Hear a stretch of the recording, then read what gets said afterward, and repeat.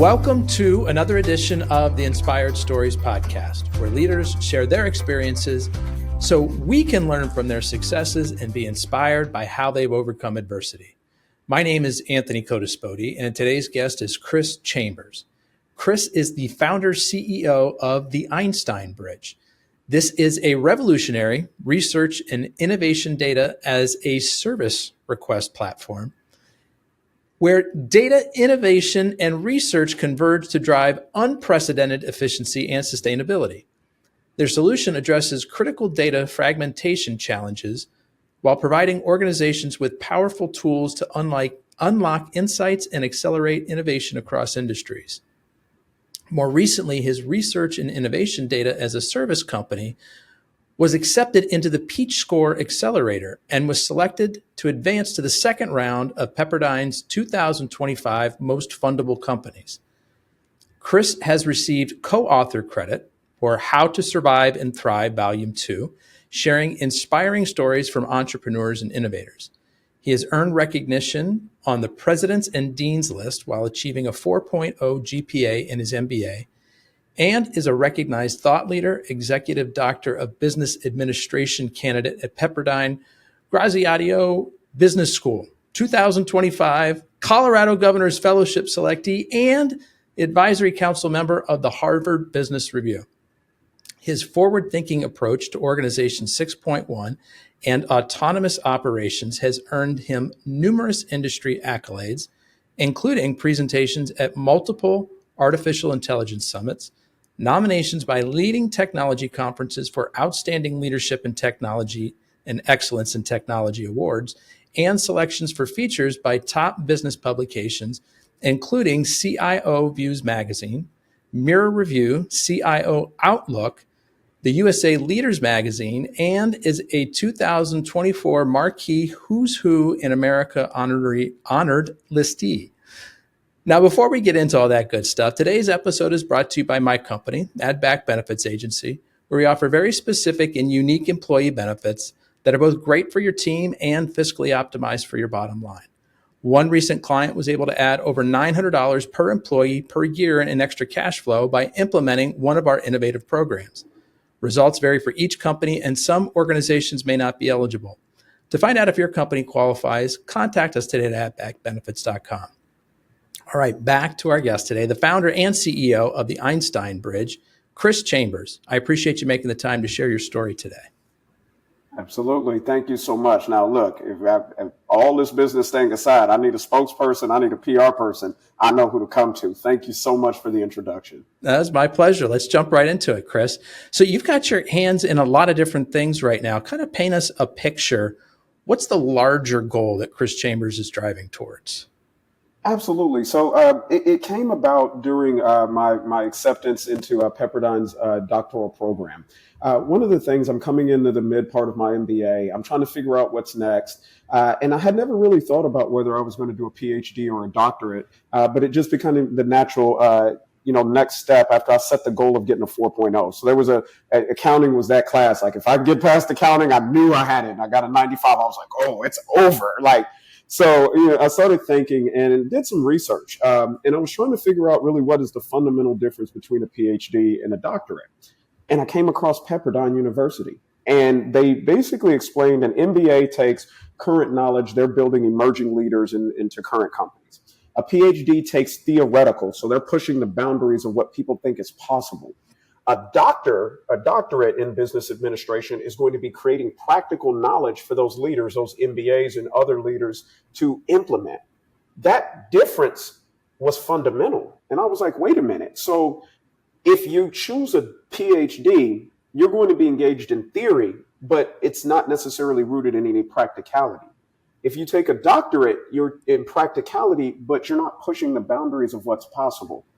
Who synthesizes that and puts those two together?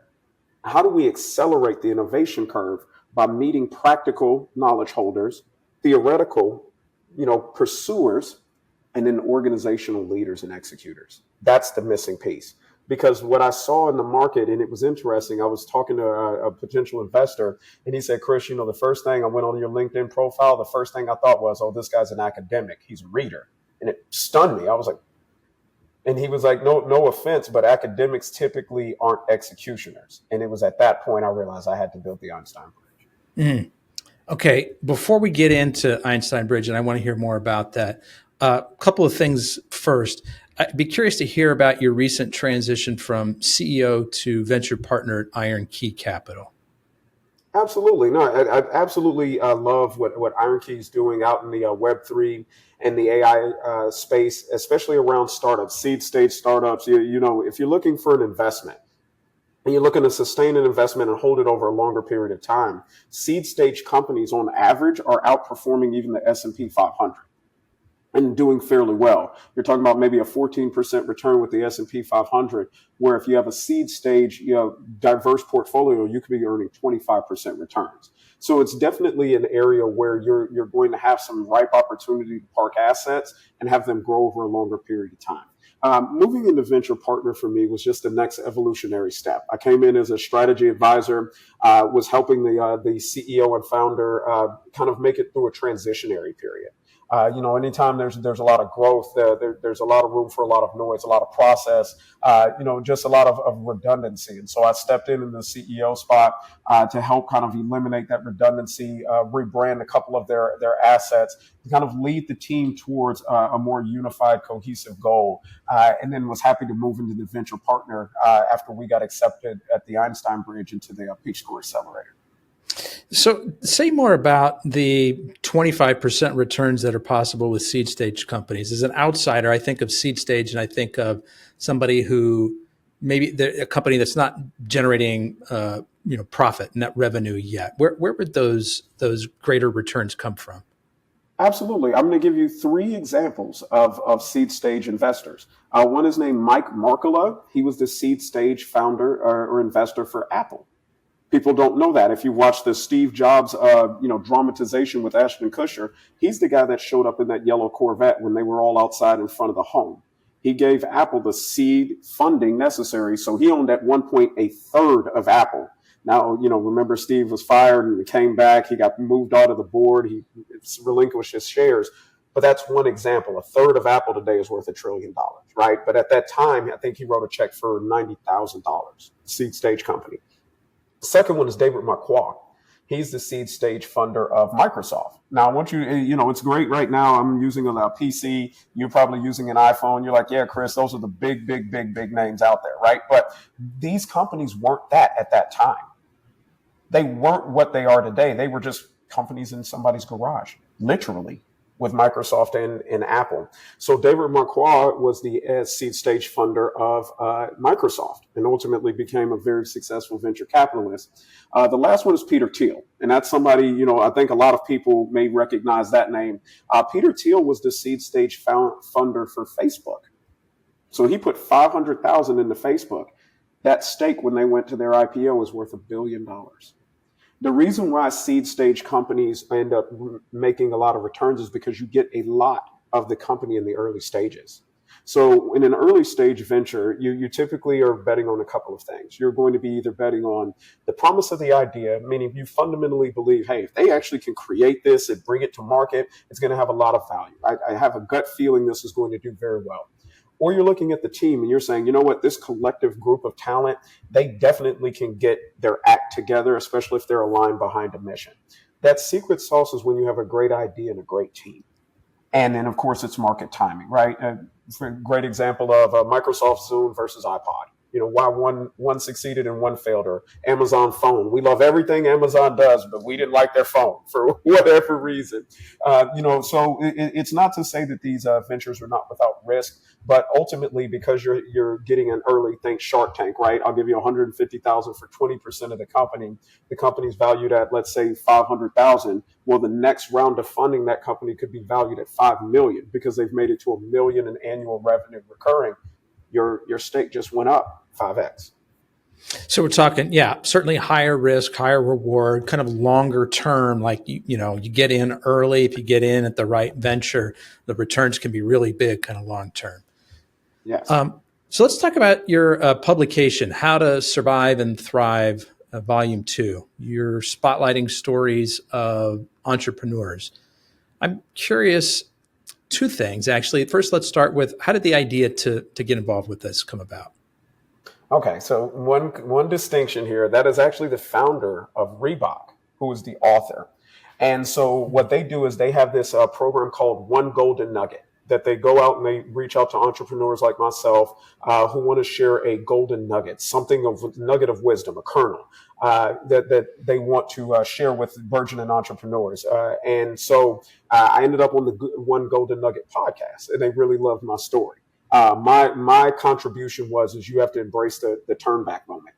There's a dark moment in almost if you really study successful people, I don't care who you look at, the Shark Tank guys and gal, there's a moment that you're going to want to quit because everything is going wrong. I mean, everything is going wrong.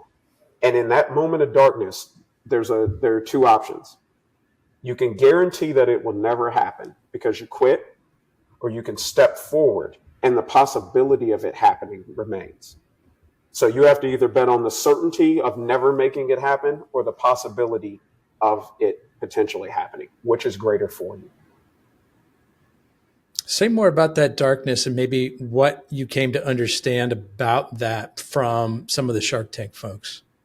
So, I mean, I've been studying success in terms of, the motivational speakers. They typically get a bad rap. But what was interesting is that I started studying success around 2017, 2018 when I launched off into entrepreneurship.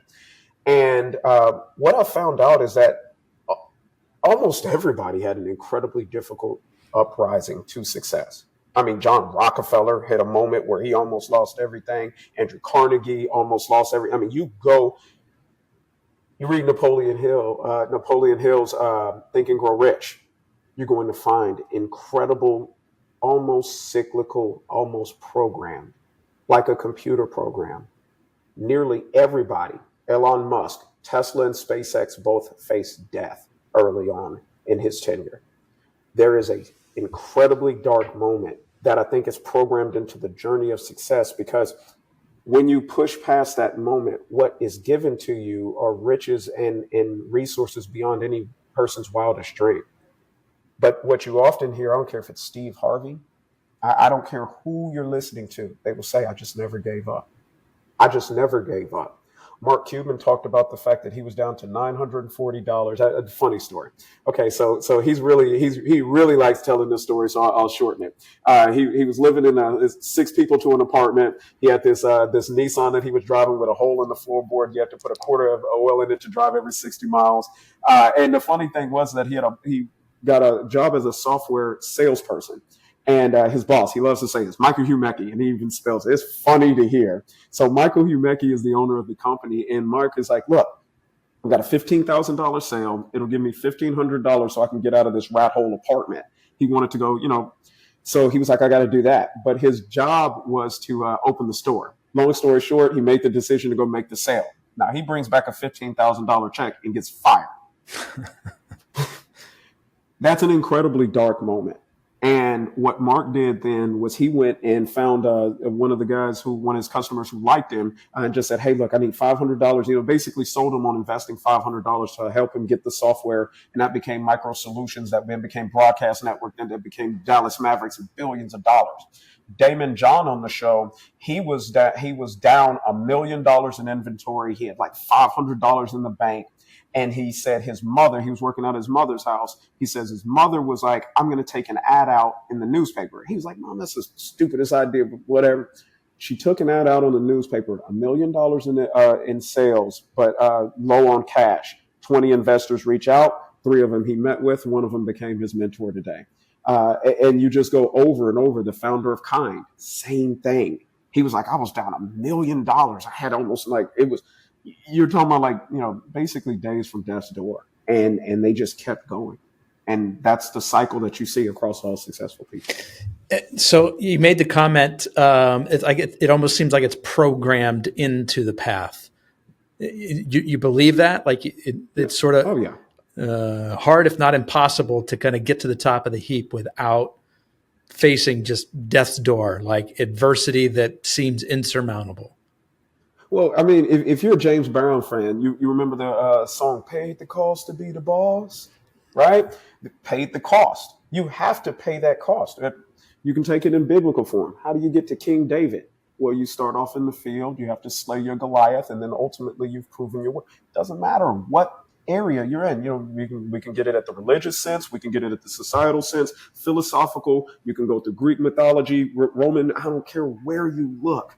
The pathway to success, accolades, having your name recognized is you start off insignificant. You decide you're going to take this insurmountable challenge on. And in this our case, we're typically talking about entrepreneurship, which is typically an insurmountable challenge. And you push and you push and you push, and then you ultimately break through, but not before you almost die. Netflix is another one. Jeff Bezos faced this. It is like a program. I don't know any other way to describe it, because if you're just looking at it at basically, what are the probabilities that every successful person tells nearly an identical story? It's got to be some level of programming, because they all start from different walks of life. My dad, since I was a little kid, always said, if it were easy, everybody'd be doing it. And I think that's sort of a different spin on kind of the message that you're saying is, I think to find success in something, right, if it were easy, it'd be a very crowded space, and your success would get washed out. So to find success in a very competitive world like this, it takes struggle. It takes facing those hard moments. And so I'm glad that we're giving voice to this. And you're talking about, multiple examples of, household names, very successful people that, that on the verge of throwing in the towel, but they couldn't, because they had no towel. They couldn't afford it. Right. And they just found a way to pick themselves back up and keep pushing forward. Absolutely. The interesting thing is, Mark Cuban talked about the fact that he had stolen a towel from Motel 6. So that's funny. You grabbed on the towel, but it really is. It is, entrepreneurship, it gets glorified in our society. You get your Instagram reels, your TikTok reels, your YouTube reels, the best 60 seconds or, 90 seconds of somebody's life. And, their overnight success is about a 20-year cycle. If you really you really think about it, there are some people who hit rocket shots right away, but there's few and far between. Overnight success looks like a lot of failure, a lot of heartache, a lot of tears, a lot of anxiety, a lot of sleepless nights, over and over and over, and wondering if you made the right decision, especially if you have to pivot. That's also a very terrifying moment. But if you pivot and then it starts working, and then something in the macro environment, maybe it's COVID, maybe it's generative AI, we'll get to that, that disrupt your plan, and you just have to keep going. And so that's what success looks like. It typically is associated with your possessions, your bank account, and things of that nature. But true success starts with the ability to manage your time and own it. Have you worked hard enough to where you can own your time, regardless of how stressful it is? Do you own your time? Can you control your destiny? And in and of itself, that's success. Now, if you end up becoming monetarily successful, it's because you've delivered incredible value in some way. This is great that we're talking about this. We kind of get into this in most of my interviews a little bit later.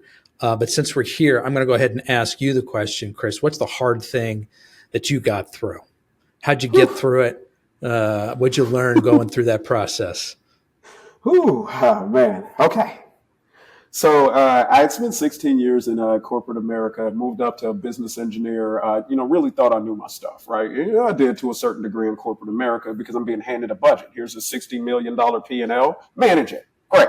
Got money, have a CapEx budget. I can do that. Ready. So 2018, I'm early 30s. I know it all now. I got it. Oh, yeah, let's go ahead and get out here and be an entrepreneur. Let's build this business. The millions are flowing. I've solved tens of millions of dollars, helped integrate hundreds of millions of dollars in business units. I got it. I know what to do. Then I got out here. And one of the things that stunned me right away was that I had never struggled in my life to get a job, meaning that if somebody had a defined need, I could show up with my CV, regardless if I had experience in it or not. They just like something in my background. I could articulate my understanding of the problem set in the industry and whatever else I'd studied on, and ultimately we get an offer. You get to the entrepreneurship side, that's not the conversation you're having at all. Not. And it stunned me, because the very first idea I had was a company called Prod Exec, short for product executive. I had spent the last tail of my career, the last 5 years, as a product leader. in multiple software organizations. So I really knew the space. Ended up selling that concept, which is now fractionals, but I wasn't calling myself a fractional back in 2018. Was selling that and built a portfolio of about 10 startups. And there was some equity stakes, some revenue shares, some cash, but a good mix. But they were all startups. In 2018, around 2019, I started making money close to what I was making in corporate America. I was feeling good, right? I mean, this Q4, I'm feeling good. Okay. I'm going to tell you right now the first mistake I made as an entrepreneur. I didn't listen. I did not listen to my customer. One of my customers was a company Fit for Trips. Hey, Marcus, if you were going to hike Mount Kilimanjaro or the Swiss Alps or even the Rocky Mountains, let's say you were going to, his company helped you get ready for the terrain, the elevation, the breathing that's necessary to be in high elevation. This is Q4. This is around November. His major source of customers were tour operators worldwide. And in November, they had begun telling us that on the eastern side of the world, that there was some virus that was causing mass cancellations. In November of 2019. I had a 4-month head start. And it was over and over and over. It was just, and we were stunned because now he's facing the death of his business. We're stunned how quickly. So by the end of 2019, now I have a broad portfolio, so I'm okay, right? But I'm trying to help Marcus navigate this. And then COVID hits, February 2020. The business closer shut down, eliminated all but one of the startups in my portfolio. I've truly never felt pain like that before. I really never failed at anything before that, not to that degree. And I remember when I got off the phone with my last founder, who was like, "Hey man, I'm going to have to find a job, man. I can't do this anymore." And I told him I understood and respected it because it was an incredibly difficult period. But I realized I made some mistakes. Right then and there, it was the most humbling moment ever.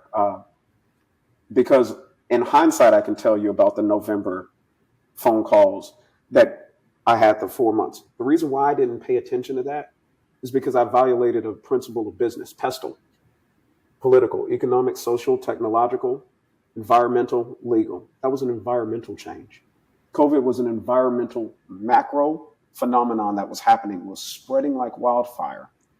And I didn't have the maturity and also the knowledge necessary to factor that into my decision making. So I went back to school for a business degree so that I could understand how to use macroeconomic trends. Along that way, while I was pursuing my business degree, I got an opportunity to purchase a company, trueleadgen.com, off of Flippa. And what was interesting is that, Flippa, if you all don't know, is a place where you can buy .com businesses, e-com businesses, things of that nature. So True Lead Gen wasn't making any money, but boy, I knew that brand. True Lead Gen, True Lead Generation. Easy. The company was built to be like an Amazon of MarTech. So you're thinking, Google products, Constant Contact, the big brands, but it was going to be like an Amazon for MarTech. Just come to True Lead Gen and you can get anything you need to DIY.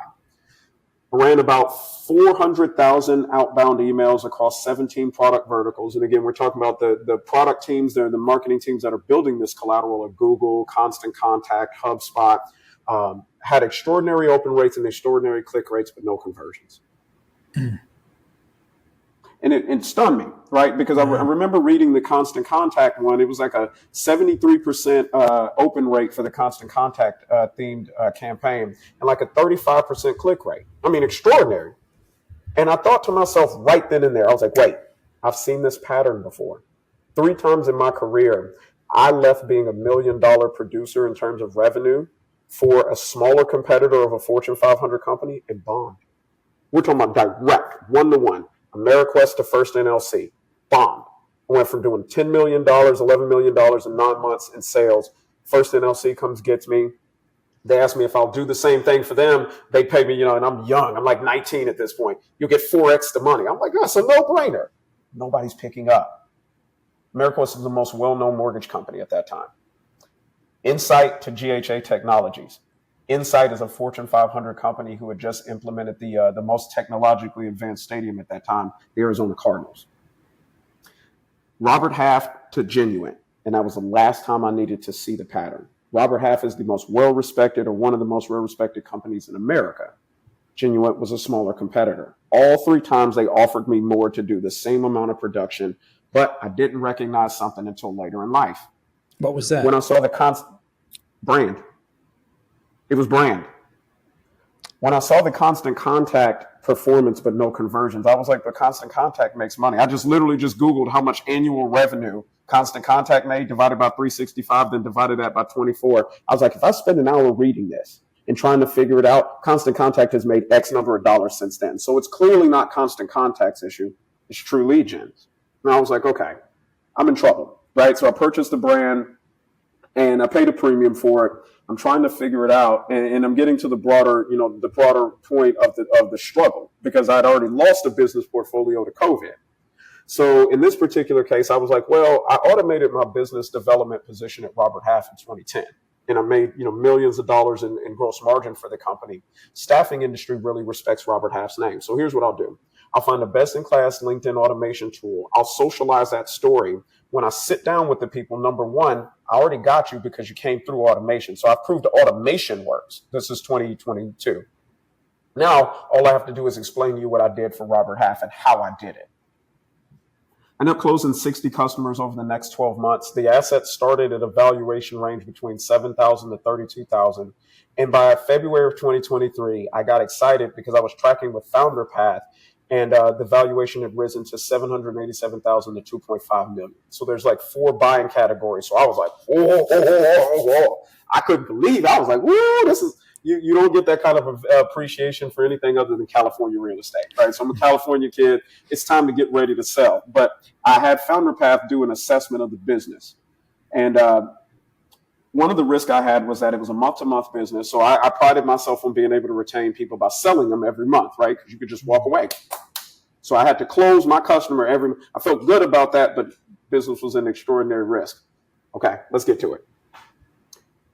I didn't see ChatGPT coming at all. That's, again, another violation of PESTLE. That's the technological.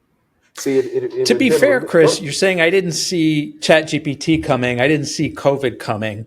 I mean, put yourself in the same bucket as billions of other people, right? Like, nobody's got the crystal ball to, hey, this virus, there were some stories about it, but nobody knew what it was going to become. So I'm just saying, be a little easier on yourself, but please continue with the story. Well, hold on. Okay. I'll give you COVID, but there was the Spanish flu, right? So let me give you the ChatGPT thing.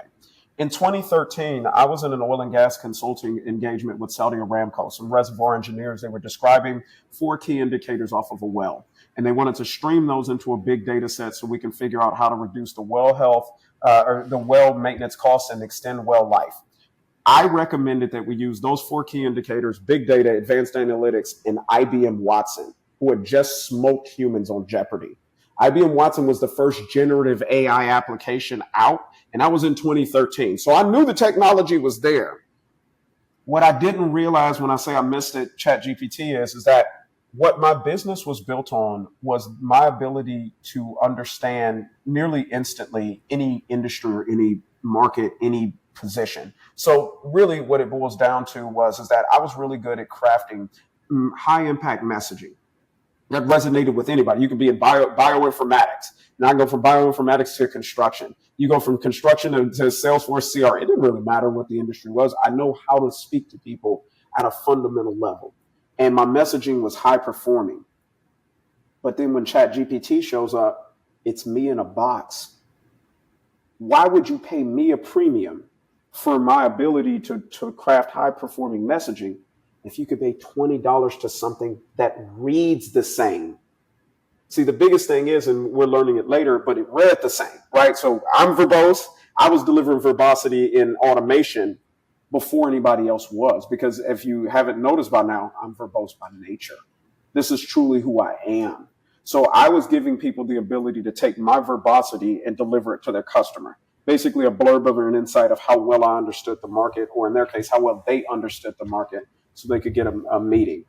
Well, ChatGPT comes along and Within 2 weeks of the mid part of February, I heard this often. And this, I'm generating from one person 1,400 replies in 4 months. They were like, Chris, we're just, and it was it was very, I could tell. I was like, oh, you discovered ChatGPT. And so they, one by one, they would end their term with me over and over and over and over. And there it was. It's painful because I didn't set the business up, and I was trying to get to 5 million. But in that, I'll tell you what dawned on me. The reason why I was tracking in Founder Path has nothing to do with the ego side. I'm pretty proud that I delivered like a 10,000% return. What I was trying to do was figure out, how do I scale this? How do I find 10 other people I can do that to? Because if you can go from 7,000, 32,000 to 787,000, 2.5 million with one person, if you do it with 10, look how big the pot can grow. And so I went back to school for my MBA because I really wanted to understand leadership principles. And so in that moment, I decided I'm never going to do the solopreneur thing again. No more, I've got to do the Jackson 5. It's really hard to be Michael Jackson out here, right? So I got to get to the Jackson 5 and be Michael in the 5, right? Because that's how everybody fell in love with him. The solo act comes later. And so right now I'm building 4 teams out of the rubble of those first 2 failures. And it's actually really fun. Okay, so is this a good time to segue into the Einstein Bridge? Sure. I mean, we can go there or wherever you'd like to go. Yeah, I mean, I think this is kind of your passion at the moment. This is where you're putting a lot of your energy. So, kind of break this down into simple terms for us. Explain sort of the impetus behind the idea and what it is that you're doing there. Absolutely. So I come out of my MBA or midway through, and I remember, so accounting was that one class. Now, if I got past accounting, I was going to make it happen.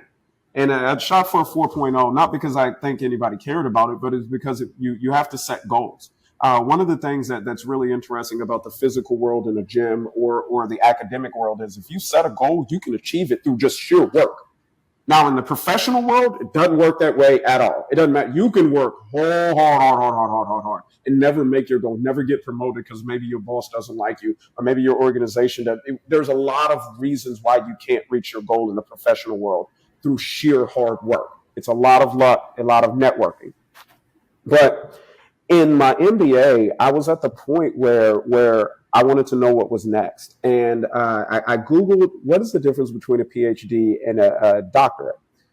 And Pepperdine University came up. And they had a blurb on their website, their business school website, that was like something to the effect of, MBAs are trained to be leaders in the current business world. PhDs do research in the theoretical. And doctors create practical, usable knowledge today. And I didn't think anything of it at the time. I at that point was knee deep in kind of building an advisory firm, so I wasn't really thinking too deeply about it. And lo and behold, I'm verbose. I do a lot of blogging, microblogging on LinkedIn, and out of nowhere. And I mean, maybe it was out of nowhere. I don't think so, right? We all got machines and technology that can track you down to your IP level. An academic advisor for Pepperdine ends up in my inbox. It's like, hey, Chris, would you like to explore the executive doctorate at Pepperdine? I Googled them and was like, whoa, yes, I want to. Like, I was just honored for the opportunity. And so I get into the admissions process. I make it through phase 1. In the phase 2 is an interview. And I'll never forget, we're going over, how to narrow down. I tend to boil the ocean a bit. We're going to get to the moon. It's like, yeah, Chris, but you got to create the metals. You got to create the rocket fuel. Like get to the steps. So they narrow it down, help me kind of distill down my autonomous operations concept into something practical. And I remember the question that closed off the interview. It was just like, okay, Chris, this is great. I love your research proposal. Where are you going to get the data? And right when he said that, it didn't even take me like a fraction of a second. I was like, I'm going to build a research and innovation advisory company, data company, and I'm going to build a company to do it. And at that moment, because I'm doing research around automation with operations managers and leaders, that I was like, ooh, what if I built a bridge between the people, the doers, and the knowers. But there are two types of knowers. There's the doctorate, the practical builder, the theoretical PhD. When you intersect those with the doer, that collaboration and collision, if you think of it like an atomic bomb, is an explosion of innovation. And that's what we're building today. And so where is it today? What stage? So I'm in the process of solidifying my leadership team. I've got a really strong group behind me. I'm in building the first prototype. Should be done within the next maybe 2.5 weeks. I've gotten some interest from investors. I've been accepted into an accelerator. I got another offer for an accelerator. It's really one of those companies. I'm at the pre-seed stage, right? So pre-seed is you have a really good idea, or you have a good idea, and you're socializing it to the point people want to get in early. Seed stage is really when you've gotten a little bit of traction, where you've grabbed a couple of clients, things of that nature. So I'm in the process of bridging the gap between pre-seed and seed. By going out and getting clients. I can, explain the theoretical or the principle, with the best of them and get people to understand, what I'm looking for. If you look at the product diffusion curve, it's about 2.5% of the market is innovators. That's the traditional Jeffrey Moore's crossing the chasm diffusion curve.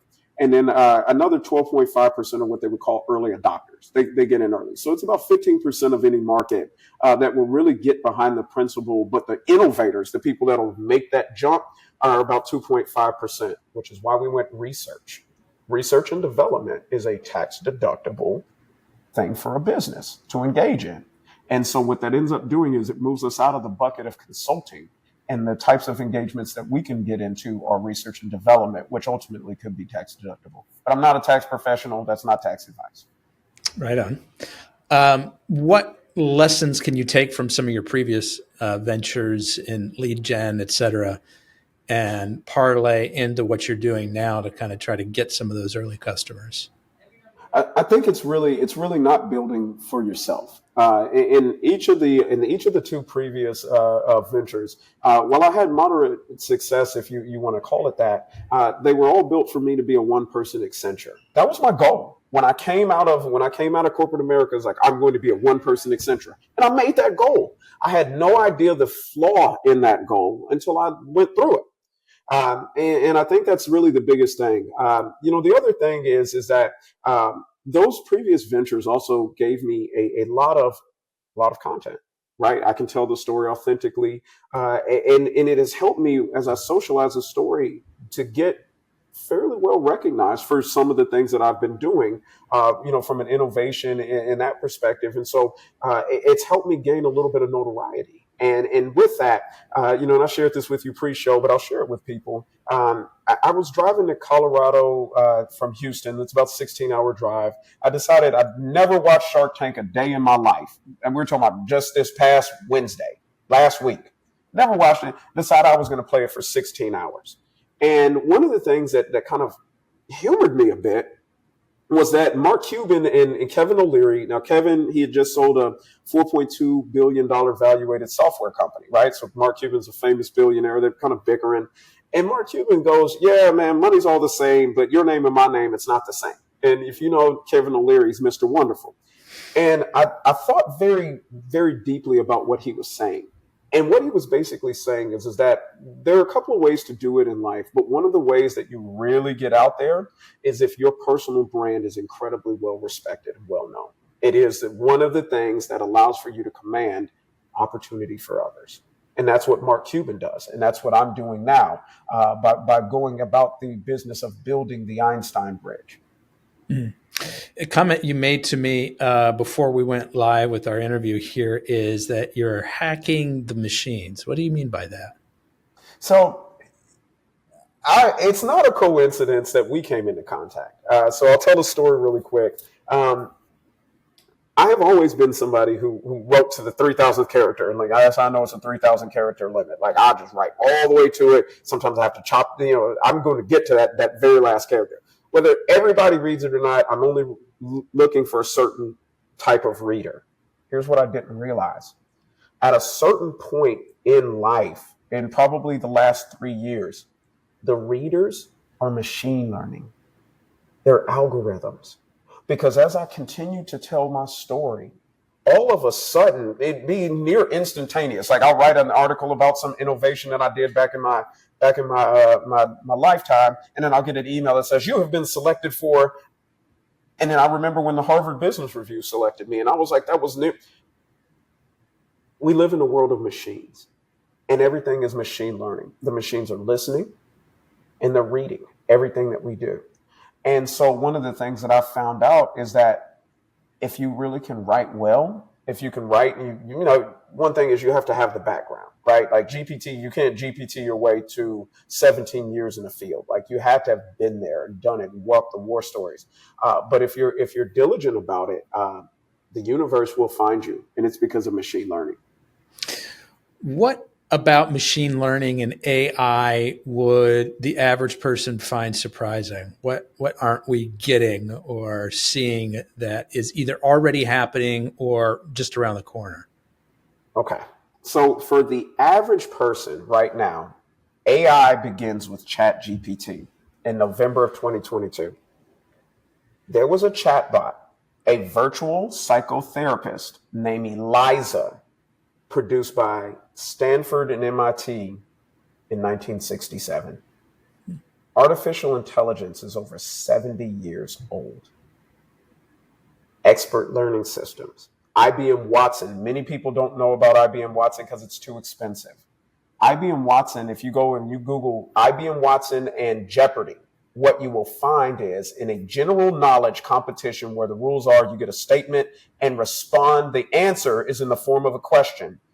AI in 2011 destroyed the best humans. Even Ken Jennings, the host today, he destroyed them. IBM Watson was like 77,000. The humans, Brad Rutter and Ken Jennings, were like 21,000. They just could not keep up with IBM Watson at all. That was in 2011. ChatGPT comes up, and because it's democratized, people think it's the birth of AI. It's not. It's the latest in a long line of applications. Machine learning. Netflix. Do you remember when Netflix used to just give you the top recommendation? We're talking about early in the Netflix days. That was machine learning. That's how Facebook knows what ads to show you. That's how Amazon knows what products to present to you. That's how Netflix knows what movies to present to you. Machine learning is an old technology. We use it all the time. And so these two technologies are core. It's niche and novel to a certain segment of the market, the broader market, because in the product diffusion curve, you have to cross the chasm. Crossing the chasm is a literal gap between the innovators, the early adopters, which are about 15% of the market. So think people who worked in deep tech, neural networks, data science, machine learning, AI. Those people, they understood the technology. Crossing the chasm is when you have the general market being fully aware. The early majority, 34%, the late majority, 34%, and then the laggards at the very end, the final 15%. Where do you see it going? What's coming in the next, call it 6 months, that you're kind of in tune with that is going to blow our minds? I think we're hitting a point now where agentic AI that can perform on its own, is really going to start changing the way we understand how work is going to be performed. It's one of the fundamental cores of my concept, autonomous operations. In 2010, during a programming class, I came up with the concept that you could integrate several technologies together. At this point, it was robotic process automation, workflow automation, and cognitive automation. And ultimately that you would be able to simulate human activity and invert Pareto's principle, the 80-20 rule. And so what we're going to be seeing a lot of over the next 6 months is really the push for agentic to get smarter, to get broader, to get deeper. And ultimately the capabilities of LLMs, while they seem to be close to peaking, that peak plus agentic AI plus other innovative ideas are going to spawn an explosion of business models, an explosion of innovations that we really had never seen before. We're talking about now being able to innovate in days and weeks instead of months and years. Chris, can you give a practical example for, I don't know, your average business owner or business executive where they might be able to utilize an AI agent today in their business? Absolutely. I think one of the things is really, if you're going to use AI, you definitely want to have it connected to the external market. One of the hardest things for businesses is you have the day-to-day demands of the business all day, every day. There's not a day you're in business that you're not dealing with the day-to-day. In that, I'm not the only business that messed up in lifetime and missed an economic external. Lehman Brothers at $68 billion. Who didn't see the simultaneous collapse of the subprime mortgage market, which had an extraordinary impact and led to the fourth largest corporate bankruptcy in the world, or at this point, possibly the largest. Those are the types of things that if you can get AI and agentic AI to really be focused on the external market so you can see. I mean, just imagine being a marketing and advertising agency in November of 2022 and you didn't pay attention to the release of ChatGPT. Trust me, by the middle of 2023, you knew exactly who it was because it was eating through all of your profits and your customers. So I think agentic AI would be very well suited for business owners and executives to connect to the external environment that they operate within and to get intelligence from the external environment. That'd be something that you can make strategic pivots on fairly quickly rather than hitting the iceberg and hoping you can seal the hole. So let's say I've got like an SEO marketing agency, or I do PPC for companies. What would an agent possibly be doing for me in the background that's helping my business or my clients? It's really understanding how websites need to be built today. One of the things that I came across reading an article says, we used to build for humans. Now we have to build for machines. And I've actually touched on that. And so one of the things an agent would be doing in the background for a business like that is really understanding how do you now build for the AI models that are out representing the humans, right? It's a lot of machines talking to machines. And so an agent can go out into the marketplace and understand, well, what are the best trends in terms of SEO now that machine learning is a dominant portion of the market? Or in a pay-per-click campaign, what are the highest performing pay-per-click campaigns in the industry and why? Those are the types of things that you can get an answer to, and you can get it summarized, right? It's one thing to come across an article that's like, it's a 10-minute read. Do you really have 10 minutes? We used to, right, when it was newspapers, but we don't really have 10 minutes anymore. So those are the types of things that if you were running an SEO or pay-per-click company and you were using agentic AI, it's really about being able to stay in front of the trends, and also if an algorithm shift has happened. So you're typically going to have people who are very expressive in terms of monitoring algorithms. Think Reddit, those types of pages where people are really, really deep into understanding how algorithms work on the social platforms. Well, you need something that'll be able to crawl and summarize what they're actually saying, right? And so think, microblogs and blogs, like all of this information is out there, but can you really get a core distillation of what am I supposed to do with it? That's where I say agentic AI being able to. And so how could a small to mid-sized business go about creating their own AI agent? So a couple of ways to do that. Number one, it always boils down to why are you doing it that way? What do you really need to solve, right? Because if you're going to build something proprietary in-house, it's going to be fairly expensive. And one of the big things you're going to run into is where you're going to get the data. Like that's one of the questions people, or what state is your data in? So you may say, okay, if we've got $1 million, let's say you're a decent sized S&P, we've got $1 million, we're going to set aside and build this agentic AI solution. Then you get into it and you realize you're going to have to park another 500,000 to 750,000 for data cleaning. Right? Because your data is not necessarily usable in a way that can actually power an SLM, small language model, or a large language model. So what it really boils down to is what are you trying to accomplish? And does it require your company data, proprietary or trade secret type knowledge, or does it require maybe guidance, maybe scenarios, right? And you can go through those scenarios, and then that spurs the innovation of the trade secret holders in the organization.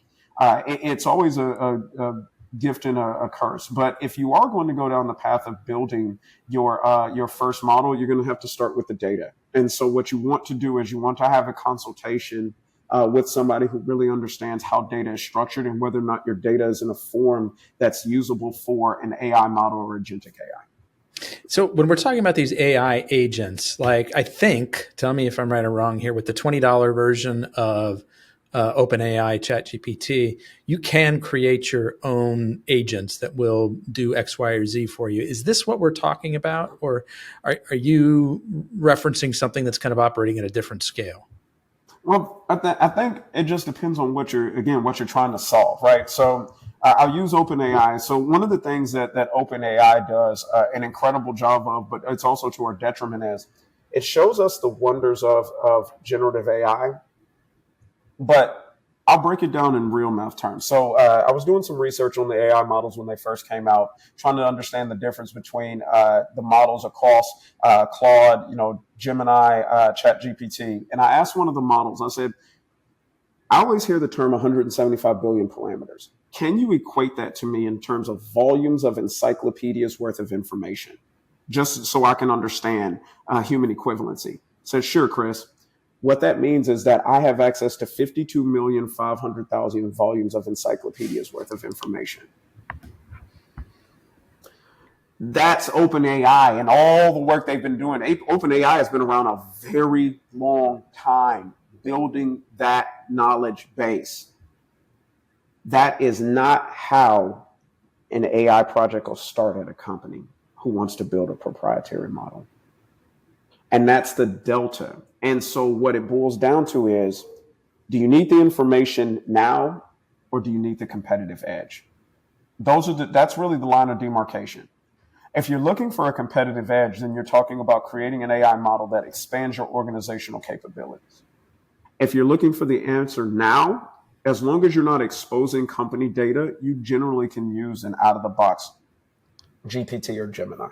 So if I want the competitive edge, what's the process? Am I hiring a special kind of developer to build this, internal tool for us that we can feed our data in and it's kind of, firewalled off? Or how does this work? You start with a use case. You first want to define what the use case of that AI model is. The second thing you want to do, figure out if people have had success with that use case. So you Google that use case and see if there are other companies that have had success with that. Ultimately, what you'll find is if there is success, there's also successful implementers of that model, right? Because it's typically in a case study form. Then you figure out who those implementers are, and you reach out to them to see whether or not they're inside of your budget. But you want to define a use case or use cases that you believe are ultimately going to be successful, and figure out if there are case studies of successful implementations. One of the biggest challenges with artificial intelligence implementations is that 80% of them never reach their intended goal. Mm-hmm. And the reason for that is because it's more about the technology than the use case. And if you start at the use case and really understand what are we trying to achieve as a business, and is it necessary for us to achieve it in the way that we're proposing it? Who else has achieved this, and who did they use? Then you'll ultimately find more success. Chris, if you had to recommend one resource, a book, a course, a podcast for someone to level up in these things that we're talking about with AI and machine learning, what would that be? Oh, man, I got to give it to Big Blue. Now let me kind of, if you're a scientist at heart, I love IBM. They're a pioneer in the space. They've been doing it the longest. They've built the best systems. Their claim to fame of the mini is that they built an AI model that beat a grand champion at chess, right? So being able to think ahead. IBM is a wealth of resources in terms of really understanding what these technologies are and where they have had success. Not everybody can afford an IBM in terms of the implementation partner, but I would say that IBM is the gold standard in any industry around the advanced technologies. They hold the most patents. They're deep into the space. So I would start with IBM.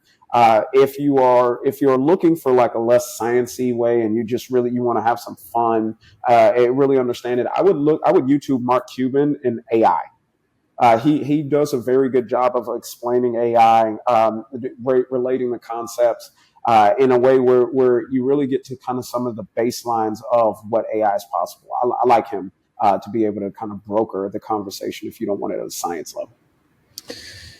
Any particular daily habits or rituals that you go through, Chris, that kind of help you either get started in the day, keep you on track, keep you centered? Yes. So as soon as I wake up, usually the very first thing I do, definitely take organic lion's mane for the brain. It's one of the best supplements for cognitive ability. Alpha GPC is another one, and then I get to the gym. And during my gym time, all I listen to is motivational speeches or the stories of success. This is where I spend my time. I coat my mind. I try to get at least 2 hours of mind coding before I let any outside external influence of any kind enter my sphere. So I don't check my email. I don't check my text messages. I don't check anything. I just get to that. Get my brain stimulated with the organic ingredients, and I get to the gym. I get the right coding so that when I get into the flow of the day, because once the day starts flowing, it starts tumbling. And then at probably about the midpoint in the day. So Ed Mylett is famous for this, that he has compressed time into 3 6-hour days. So that, it's like 6 a.m. to noon to 6 p.m., 6 p.m. to midnight. And those are, so he's like, I have 3 days in the span of your one day. And it actually does make some sense when you think about the speed at which we can get information. I no longer have to drive to the library to get a book, which took time. Now I can just get the answer in a millisecond. So I fundamentally accept it, and I've applied it. So around like the 4 or 5 o'clock mark, I'll take a moment and I'll kind of take stock of the day. What have I accomplished? What do I need to get done? And ultimately take about 2 hours to read. Right now I'm in design thinking and innovation. It is really a core book of mine that I'm really holding on to.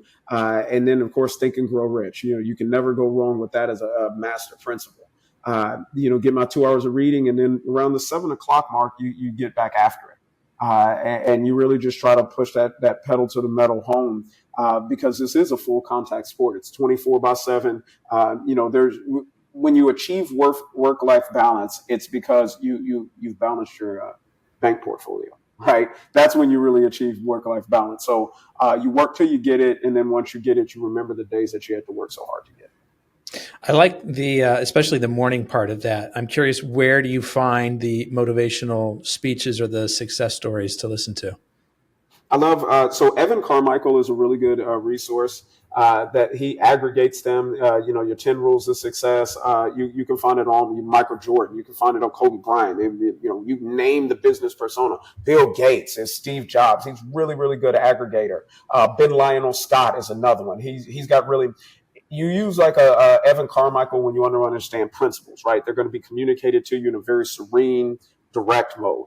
You use a Ben Lionel Scott when you want to get motivated, because his videos are going to get you running through a wall. Motiversity is another one that are really, really good. And these are aggregators of motivational speeches. They're really good. And then ultimately, YouTube has been a phenomenal source of information. So I can find anything on anything I need to know, right? So TED Talks, Stanford lectures, MIT, like whatever I need.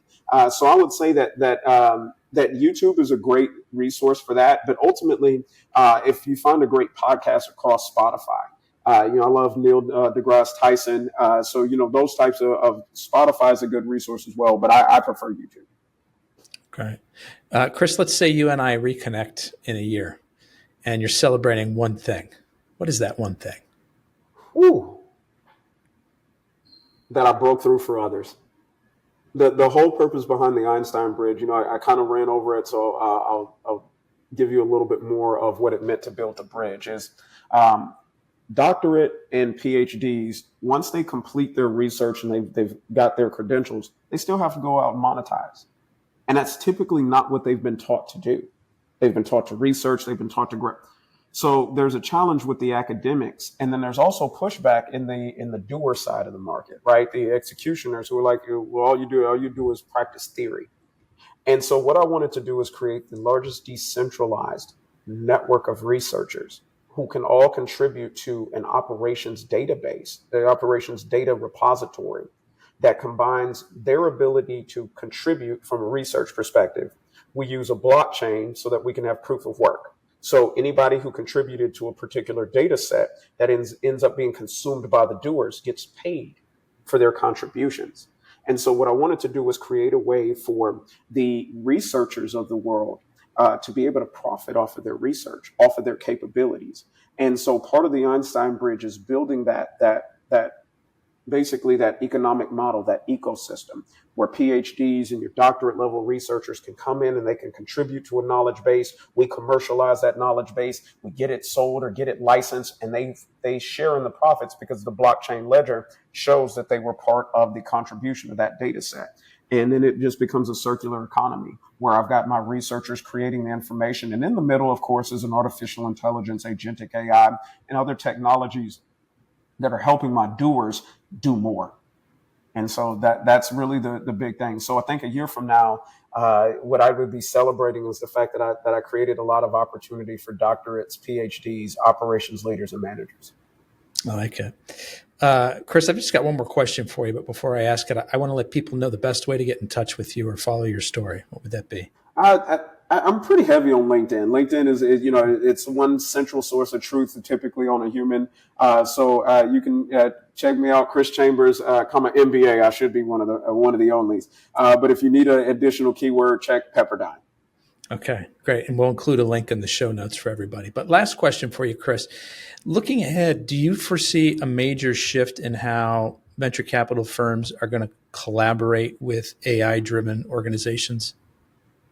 I think there's still a lot of buzz and a lot of excitement. One of the things that the low and no code movements have done is it made it very easy for almost anybody with an idea to get that idea to market. It used to be you used to have a technical co-founder, you had to have some coding capabilities, and if you didn't have it, you couldn't get in.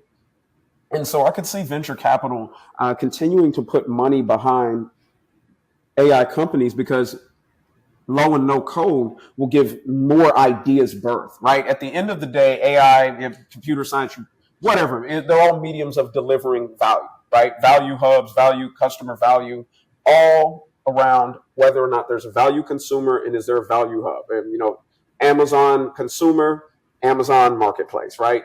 And in between that is a lot of technology.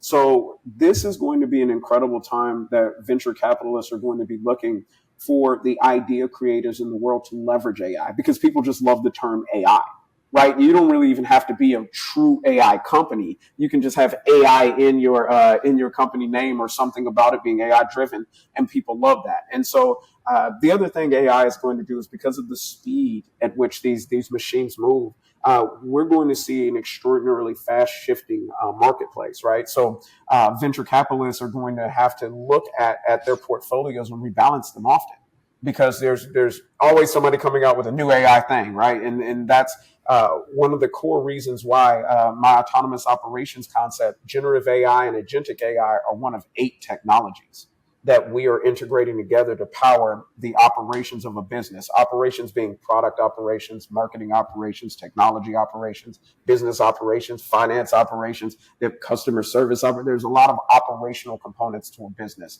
So we didn't want to centralize around one particular technology rather than it be a set of components because not every department, not every use case needs generative AI or agentic. Chris, it's been fascinating conversations. I want to be the first one to thank you for sharing both your time and your story with us today. I really appreciate it. Thank you so much for having me. Have a great day. Folks, that's a wrap on another episode of the Inspired Stories podcast. Thanks for learning with us today.